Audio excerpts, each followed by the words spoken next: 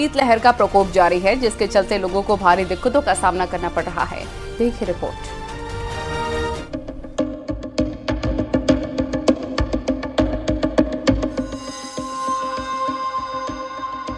Delhi NCR में कोहरे और कोल्ड का डबल अटैक जारी है। बर्फीली हवाओं और कोहरे का प्रकोप देखने को मिल रहा है। न्यूनतम तापमान 7 डिग्री सेल्सियस पहुंच गया है। इस बीच मौसम विभाग ने अलर्ट जारी किया है कि अब रात के तापमान में और गिरावट आएगी। 5 से 11 जनवरी के बीच रात के तापमान में और गिरावट होगी। बर्फीली हवाएं ठंड और बढ़ाएंगी। ऐसे में लोगों से कहा गया है कि वो बेवजह बाहर निकलने से बचें। पूरा उत्तर और मध्य भारत भीषण ठंड की चपेट में है। ऐसे में मौसम विभाग ने एक और अलर्ट जारी किया है। मौसम विभाग का दावा है कि अब दिन ही नहीं, रातें भी और सर्द होंगी। 5 जनवरी से 11 जनवरी तक रात के टेम्परेचर में और गिरावट दर्ज की जाएगी। ऐसे में लोगों को ठंड से मुश्किलों का सामना करना पड़ेगा। बात करें दिल्ली की, तो दिल्ली में लगातार घना कोहरा छाया हुआ है और बर्फीली हवाओं का दौर भी जारी है। आप देख सकते हैं, ये इंडिया गेट का नजारा है, किस तरीके से यहाँ पे कोहरा छाया हुआ है और इससे परिवहन सेवा पे खास प्रभाव पड़ा है। वाहनों की रफ्तार जहाँ धीमी हो गई है, वहीं कई उड़ानें प्रभावित हैं, वहीं ट्रेनें भी घंटों लेट लतीफी का शिकार हो रही हैं। यूपी के कई जिलों में मौसम का मिजाज बदला है। वाराणसी, प्रयागराज और कानपुर में तेज ठंड पड़ रही है।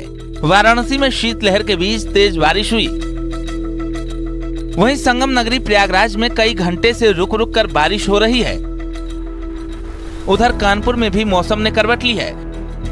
बारिश की वजह से 3 डिग्री तक तापमान में गिरावट आई है। कोहरे के बाद बारिश की वजह से ठंड और बढ़ गई है। अभी ठंड और बढ़ने के आसार हैं। बता दें कि मौसम विभाग ने पूर्वी यूपी में हल्की बारिश होने की बात कही थी। यूपी समेत पूरे उत्तर भारत में ठंड और कोहरे का कहर जारी है।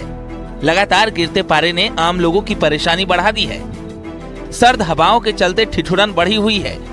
मौसम विभाग की माने तो आने वाले दिनों में ठंड और बढ़ने के आसार हैं। अगले 2-3 दिन में सर्द हवाएं लोगों को सताएगी। राजधानी लखनऊ का न्यूनतम तापमान 8 डिग्री तक पहुंच गया है। ठंड के चलते कई जिलों में 8वीं क्लास तक छुट्टी घोषित की गई है। ग्रेटर नोएडा में न्यूनतम तापमान 9 डिग्री और अधिकतम तापमान 15 से 16 डिग्री दर्ज किया गया है। इस तरह दिल्ली एनसीआर में ठंड, गलन और कोहरे का ट्रिपल अटैक देखने को मिल रहा है।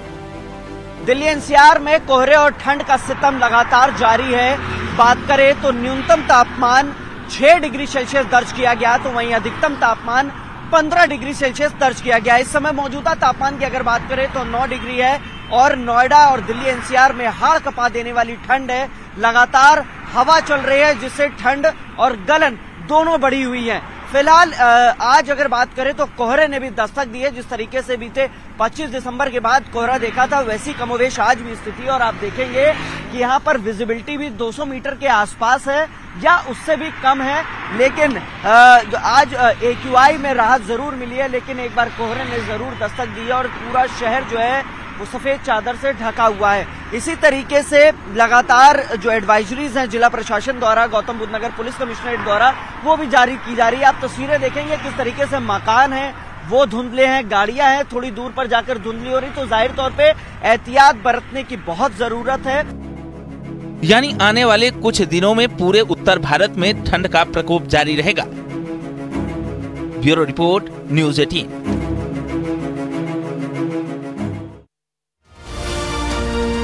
पहाड़ के जैविक उत्पादों के साथ सब्जियों की मांग लगातार बढ़ रही है, जिसे लेकर अल्मोड़ा में बड़ी पहल हुई और अब अल्मोड़ा में बड़े स्तर पर जैविक खेती हो रही है।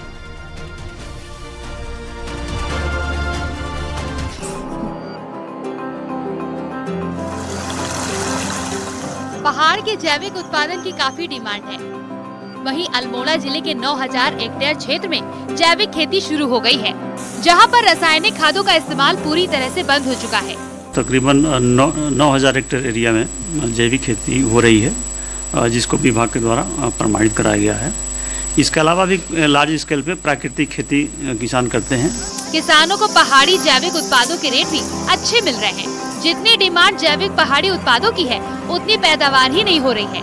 किसान अब जैविक उत्पादन की पैदावार बढ़ाने में जुटे हैं। जैविक खेती में बहुत अच्छे दाम जो है किसानों को दिए जा रहे हैं, चाहे गहत हो, भट हो, रैंस हो, मडुआ हो।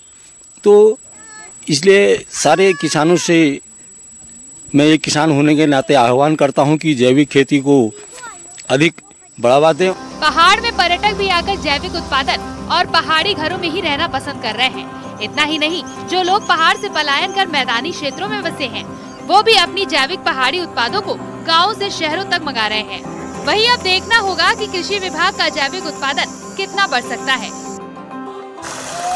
न्यूज़ 18 के लिए अल्मोड़ा से किशन जोशी की रिपोर्ट।